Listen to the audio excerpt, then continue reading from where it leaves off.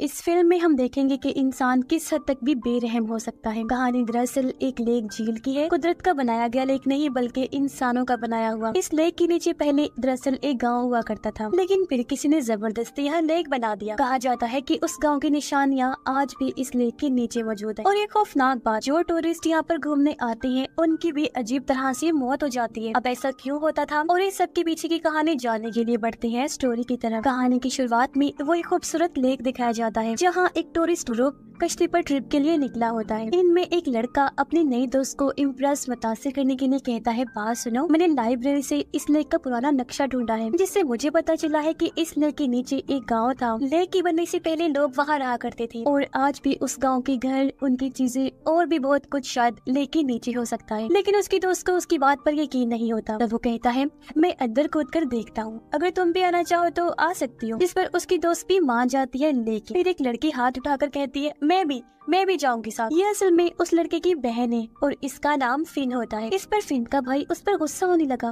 कहता है, अगर तुम आना चाहती हो तो दूसरी तरफ कूद जाना। मैं इतनी कोशिश कर रहा हूँ अपनी दोस्त को इम्प्रेस करने की और तुम मेरे प्लान को तबाह करने पर तुली हो। इस पर फिन कहती है, मुझे तुम्हारे प्लान, तुम्हारे इम्प्रेस करने से कोई लेना देना नहीं है, लेकिन जो तुमने डूबे हुए गाँव की कहानी सुनाई है ना, वो बड़ी दिलचस्प है। मुझे भी उस डूबे हुए गाँव को देखना है। ये सुनकर उसका भाई भी मान गया और दोनों लेक में छलांग लगा देती है। वहाँ ज्यादा गहराई नहीं होती, इसलिए दोनों थोड़ा और नीचे जाकर तैरने लगे। अपनी तलाश शुरू करते हैं कि शायद उन्हें वहाँ पर कोई चीज मिल जाए। जब उन्हें सांस लेनी होती है तो वो ऊपर आ जाते हैं, सांस लेते हैं और फिर पानी में डूब जाते हैं। एक जगह पर उन्हें एक साइकिल मिलता है। फिन के भाई को एक साइन बोर्ड भी मिला जिससे अब उन्हें यकीन होने लगता है कि यह वाकई कोई गाँव था। अब फिन का भाई खुशी से वो बोर्ड उठाता है और ऊपर अपने दोस्तों को दिखाने के लिए जाने लगता है, पर तभी अचानक एक हाथ उसकी टांग पकड़ लेता है और नीचे खींच देता है। फिन भी सब देख लेती है और पूरी कोशिश करती है अपने भाई को ऊपर खींच ले, लेकिन उस हाथ की पकड़ इतनी मजबूत होती है कि उसका भाई ऊपर नहीं आ पाता। फिन फौरन ऊपर आती है और कश्ती पर अपने दोस्तों से मदद लेती है, लेकिन जब वो फिर से नीचे गई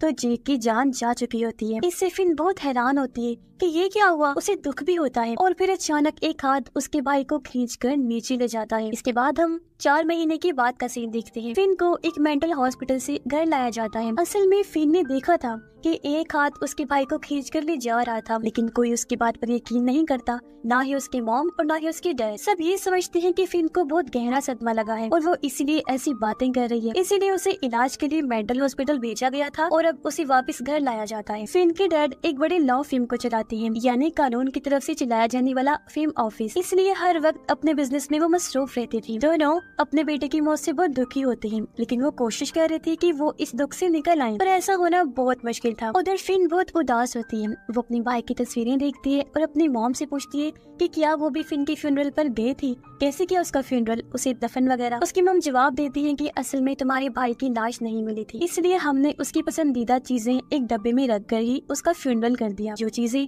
उसे सबसे ज्यादा प्यारी थी, जैसे उसके लिखे हुए एसेज जो उसने बचपन में लिखे थे, उसके कार्ड्स और जूते। और फिन फिर से कहती है, मॉम, मैंने देखा था कि एक हाथ भाई को पकड़ के खींच रहा था और अपने साथ ले गया, लेकिन मॉम कहती है, मेरी जान, मेरा बेटा, तुम थकी हुई हो, आराम करो, सब ठीक हो जाएगा। असल में उसकी मॉम अब तक फिन की बात को नहीं मानती। अब जब मॉम नहाने के लिए गई तो टब से एक हाथ निकला जो मॉम का हाथ पकड़ लेता है। मॉम घबराकर पलट के देखती है, लेकिन वहाँ कुछ नहीं होता। इस वजह से अब मॉम को लगने लगा जैसे फिन शायद सच कह रही है, इसलिए मॉम इंटरनेट पर उस लेक के बारे में सर्च करती है और उन्हें पता चलता है कि वो लेक कर्स्ड है, यानी कि श्राप है, जहाँ पर अक्सर लोग अजीब तरीके से मौत का शिकार हो जाते हैं। फिर एक हाथ मॉम के कंधे पर आया, वो घबरा कर उठी। पलट कर देखती है तो फिन के डैड वहाँ होते हैं। उन्होंने मॉम से पूछा, ये तुम क्या कर रही हो? मॉम ने उन्हें असल बात नहीं बताई कि मैं क्या कर रही हूँ, क्योंकि वो जानती थी कि वो गुस्सा करेंगे। वो कहती है, मैं दरअसल जॉब की तलाश कर रही थी, इसीलिए इंटरनेट पर देख रही थी। इनके डैड कहते हैं, हाँ, तुम्हें कुछ काम करना चाहिए, वरना अपने बेटे के बारे में सोच कर उदास होती रहोगी। दुख करने का तो वैसे भी कोई फायदा नहीं, बाहर आने की कोशिश करो, क्योंकि वो तो लौट कर नहीं आएगा और हमें अपनी बेटी फिन की खातिर खुश रहना सीखना चाहिए। रात को फिन को उसी दिन के हादसे का सपना आया जब उसका भाई डूब रहा था। मॉम को भी पानी गिरने की आवाज आई। वो उठकर बाथरूम जाती है चेक करने, लेकिन वहाँ कुछ नहीं होता। नल तो बंद था। फिर वो किचन में गई तो देखती है कि वहाँ का नल खुला हुआ था। मॉम नल बंद करती है लेकिन वो बार बार खुल जाता है, पता नहीं कैसी, उन्हें समझ ही नहीं आ रही। अचानक स्विमिंग पूल से आवाज आती है। मॉम जाती है और देखती है कि पूल का पानी लीक हो रहा था। मॉम उसे बंद करती है लेकिन फिर से पानी लीक होने लगता है और एक आवाज सुनाई देती है, मॉम मुझे बचा लो। मॉम पलट कर देखती है तो उनका बेटा था जिसकी हालत बहुत खराब थी, वो सड़ चुका था। वो चीख कर कहता है, मॉम प्लीज मुझे बचा लो। ये देखकर उसकी मॉम की हालत खराब हो जाती है। अगली सुबह मॉम अपने हस्बैंड को सब कुछ बता देती है कि मेरे साथ क्या क्या हो रहा है, लेकिन वो कहती है कि तुमने कोई बुरा सपना देखा होगा, ऐसी कोई बात नहीं। लेकिन मॉम उन्हें समझाती है कि सपने तो तब आते हैं ना जब इंसान सोता है, लेकिन मैं तो जाग रही थी, मुझे पूरी तरह होश था। हमें किसी तरह अपने बेटे की लाश को ढूंढना होगा, जब भी ठीक से उसका फ्यूनरल हो पाएगा, क्योंकि जब तक उसकी लाश नहीं मिलती उसकी आत्मा को सुकून नहीं मिलेगा। मेरा बेटा चीख रहा था, जानती हो तुम, कि मॉम मुझे बचा लो, लेकिन तुम समझते क्यों नहीं। डैड कहती है, हमने पूरा हफ्ता पुलिस के साथ मिलकर लेक में तलाश किया था ना, लेकिन उसकी लाश नहीं मिली हमें। मुझे तो लगता है तुम्हें भी फिन की तरह दिमागी मसला हो गया है। जो बात भी है तुम मत चली जाना अब लेक में खोज करने, मैं बता रहा हूँ, क्योंकि मैं बहुत मसरूफ हूँ, मुझे किसी मसले में नहीं पड़ना। जो कहकर वो ऑफिस के लिए निकल जाते हैं। अब फिन इन सब बातों को छुप कर सुन रही थी और मॉम से कहती है, मॉम हमें भाई की लाश खुद तलाश करने लेक पर जाना चाहिए, मैं भी साथ चलूंगी आपके और भाई की लाश को ढूंढने में मदद करूंगी, प्लीज मान जाइए ना। मॉम पहले मना करती है, कहती है कि तुम अभी अभी तो ठीक हुई हो, वापिस ही उस लेक के पास जाओगी तो फिर से तुम्हारी तबीयत बिगड़ जाएगी। लेकिन फिर कहती है, मॉम मैं बिल्कुल ठीक हूँ, मुझे हर रात भाई का सपना आता है। जब तक हम उसकी लाश को ढूंढकर उसका फ्यूनरल नहीं कर देती, ना मैं ठीक हो सकती हूँ और ना ही कोई हालात, इसलिए बता रही हूँ, मान ले मेरी बात। और मैं उस जगह के बारे में जानती हूँ जहाँ भाई डूबा था, मुझे उम्मीद है उसकी लाश वहाँ से जरूर मिल जाएगी। इस पर मॉम आखिरकार राजी हो जाती है और दोनों लेक की तरफ चल पड़ती हैं। उस जगह इनका घर भी था। वहाँ पहुंचकर मॉम को वो टाइम याद आता है जो उन्होंने यहाँ अपनी फैमिली के साथ गुजारा था। वो दोनों एक कश्ती में बैठकर झील के उस हिस्से में जाते हैं जहाँ से दोनों बहन भाई ने छलांग लगाई। इन बताती है कि हम यहाँ से बिल्कुल यहाँ से लेक में कूदे थे, फिर कुछ फासले तक स्विम किया, हम तैरकर नीचे गई थी। मॉम कहती है कि ऐसा करो, तुम कश्ती में रहो, मैं रस्सी अपनी कमर से बांधकर पानी में जाऊँ और जब जरूरत होगी तो ऊपर आकर सांस ले लूंगी। अगर मैं ज्यादा देर तक ऊपर ना आऊँ या तुम्हें लगे कि रस्सी अटक गई है तो बिना टाइम गवाए तुम फौरन रस्सी को खींच लेना, ठीक है। इस पर फिन भी मान जाती है और मॉम पानी में तैरकर नीचे जाती है। मॉम थोड़ी देर बाद ऊपर आके सांस लेती रहती है, फिर फिन की बताई हुई जगह पर कुछ देर स्विम करती है, लेकिन यहाँ मॉम को कुछ भी नहीं मिलता। मॉम ऊपर आके कहती है, बेटा क्या तुम्हें यकीन है कि हम सही जगह पर हैं? फिन जवाब देती है, यस मॉम, मगर आप थोड़ा सा और आगे चलें, वहाँ एक साइकिल होगा, उसके आगे से थोड़ा सा और तैरना है। तो मॉम वापस नीचे जाती है, उन्हें साइकिल नजर आ जाता है जो ये बात साबित करता है कि वो सही जगह पर है। मॉम आगे तैरती है और देखती है कि पानी के नीचे एक पत्थर का बना हुआ बोर्ड है जिस पर 3 लोगों की लाशें बनी हुई हैं, सब लाशें अजीब हालत में, जो इस बात की तरफ इशारा था कि काफी सालों पहले इन्हें यहाँ बांधा गया था। दरमियान वाली लाश के गले में एक चेन बंधी हुई थी। मॉम उस चेन को निकालती है और वापस ऊपर आने की कोशिश करती है, पर अचानक उनका भी पाँव एक हाथ ने पकड़ लिया था और बिल्कुल इनके बेटे की ही तरह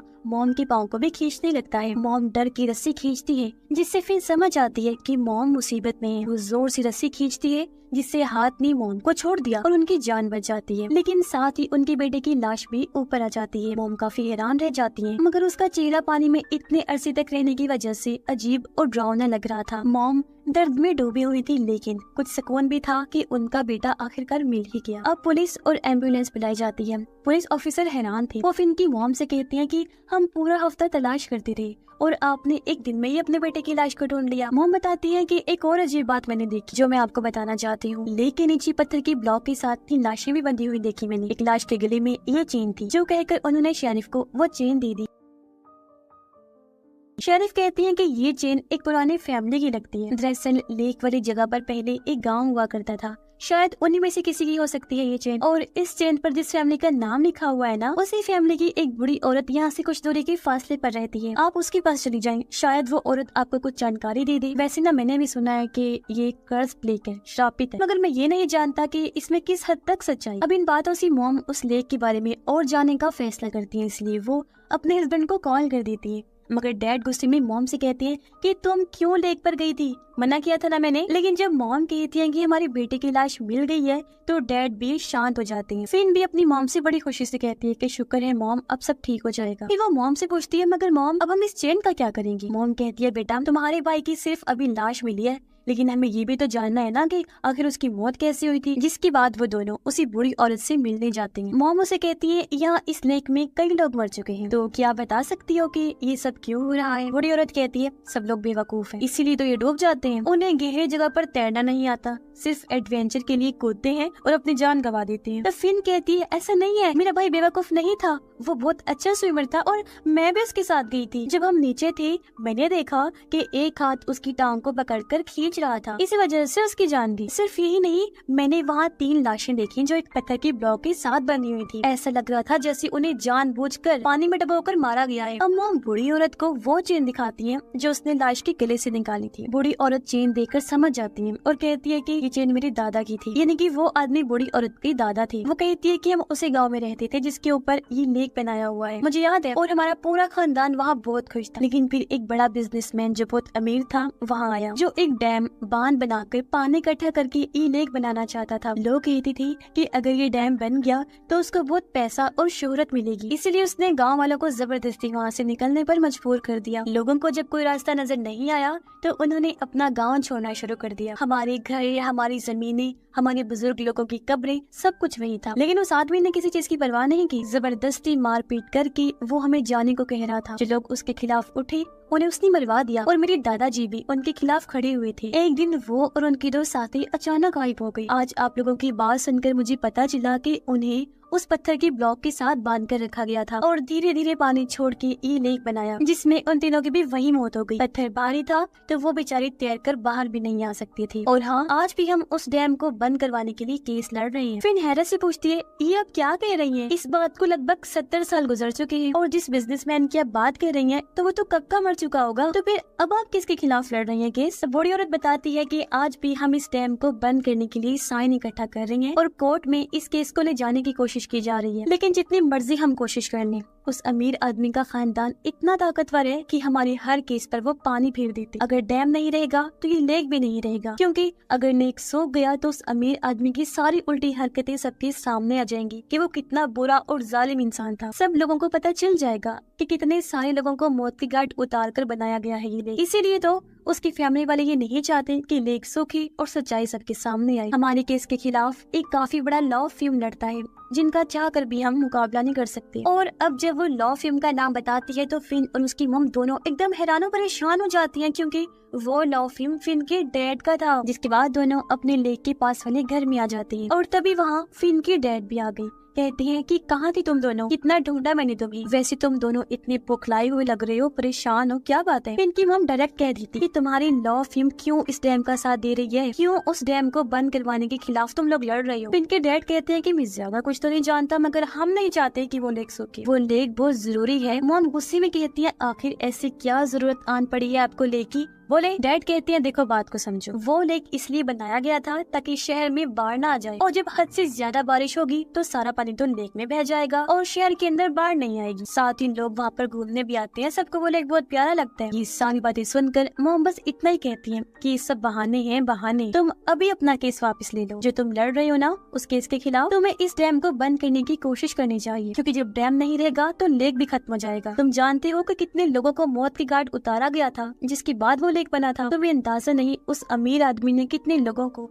उस लेक के नीचे गाड़ा हुआ है। मैंने खुद अपनी आंखों से 3 लोगों की लाशों को देखा है जिनको बांध कर वहाँ पानी छोड़कर लेक बनाया, उनकी मौत हो गई और वो तो 3 थी, न जाने और कितने लोग भी मौत मारे गए। फिर इनके डैड कहते हैं अरे यार छोड़ो, ये सब अफवाहें हैं, बड़े लोगों के बारे में लोग ऐसी अफवाहें फैलाते रहते हैं, और अगर ये लेक ना रहा तो ऐश भी खत्म हो जाएगी। तुम शायद जानती नहीं, हमारे पास जो आज इतना पैसा है वो सब इसी लेक की वजह से ही तो है। अब पहले तो मॉम को कुछ समझ नहीं आती, लेकिन वो हैरान रह जाती है जब उन्हें पता चलता है कि वो बिजनेसमैन, वो अमीर आदमी जिसने ये लेक बनाया था, वो फिन की डैड के दादा थे। जो सुनकर अब मॉम को सारी बात क्लियर हो गई और अब वो समझ जाती है कि आखिर हमारा बेटा क्यों मरा, यानी कि उसका मरना कोई हादसा नहीं था बल्कि उन आत्माओं का बदला था जो इतने सालों से लेक के नीचे बदले की आग में जल रही थी। मॉम रो रो कर अपने हस्बैंड से कहती है कि मेरे बेटे को तुम्हारे दादा के गुनाहों की सजा मिली है, तुम्हारी वजह से मैंने अपना बेटा खो दिया। वो तुम्हारी दादाजी तो बदला नहीं ले पाई तो उनकी नस्ल में से ही ले लिया, यानी उनके परपोते से। लेकिन डैड मॉम की बात समझने की बजाय गुस्से में आ जाते हैं। मॉम कहती है कि तुम्हारे खानदान के गुनाहों की वजह से वो आत्माएं अब इस झील में कैद हैं, जिससे वो लेक श्रापित हो गया है। ये आत्माएं टूरिस्ट से बदला ले रही है और उन्हें डुबोकर मार देती है। तभी अचानक बाहर से आवाज आती है और फिन को महसूस होता है कि कुछ बुरा होने वाला है। अचानक लाइट चली जाती है। डैड फोन करने जाते हैं, लाइन भी नहीं जल रही होती। जब वो लेक के पास देखते हैं तो आत्माएं लेक से निकलकर बाहर आ रही होती हैं और वो इनके घर की तरफ ही बढ़ रही थी। मॉम और फिन ये सब देखकर काफी डर जाती है। डैड को भी अब सब कुछ समझ आ जाता है कि ओ माय गॉड, इसका मतलब है कि दोनों सच कह रही थी और वो भी काफी डर गई। आत्माएं घर को चारों तरफ से घेर लेती। फिन के डैड कोशिश करते हैं उन्हें रोकने की, उनसे लड़ने की, कोई फायदा नहीं होता। अब आत्माएं फिन और उसकी मॉम को तो कुछ नहीं कहती, लेकिन उसके डैड को उठाकर लेक की तरफ ले जाने लगी। फिन और मॉम चीखती रही, लेकिन कोई फायदा नहीं होता। डैड को आत्माएं लेक में घसीटकर डबो देती है और उनकी जान चली जाती है, यानी कि आज उनका एक और बदला पूरा हो गया। फिन रोती है कि अब हम क्या करेंगे। मॉम कहती है कि हमें अब इन गुनाहों को धोना होगा, क्योंकि जाने अनजाने में हमारा ताल्लुक इस जालिम फैमिली से जुड़ चुका है। अब हमें ये केस कोर्ट में ले जाना होगा और उन गाँव वालों की आत्माओं को इंसाफ दिलाना होगा। फिन कहती है लेकिन मॉम, हम चाहे जितनी मर्जी कोशिश कर लें, जितने भी सिग्नेचर्स इकट्ठे कर लें, ये केस हम नहीं जीत पाएंगे। गवर्नमेंट कभी भी इस डैम को बंद नहीं करेगी और ये राज राज ही रहेगा और हमारी बात पर यकीन कौन करेगा। तब मॉम कहती है असल में डैम का पानी धीरे धीरे कम होता जा रहा है, क्योंकि बारिश कम जो हो रही है। बहुत जल्द ये लेक पूरी तरह से सूख जाएगा और पूरी दुनिया को पता चल जाएगा कि इस लेक के नीचे क्या सच्चाई छुपी हुई है। सच्चाई जब दुनिया के सामने आएगी तो सब लोग जान जाएंगे कि कितना बड़ा जुल्म हुआ था उन लोगों के साथ। उनसे जिंदा रहने का हक छीन लिया गया था, सिर्फ एक बिजनेसमैन की ताकत को बढ़ावा देने के लिए। तब उन लोगों की लाशें और उनके घर, उनका सब कुछ इस सच्चाई का सबूत बनेगा, जिसे कोई झुटला नहीं सकेगा। उन्हें इंसाफ मिल जाएगा और ये श्राप खत्म हो जाएगा और हमेशा के लिए उनकी भी आत्माओं को सुकून मिल जाएगा। और अब उनकी इस बात के साथ ही ये कहानी भी इधर ही खत्म हो जाती है।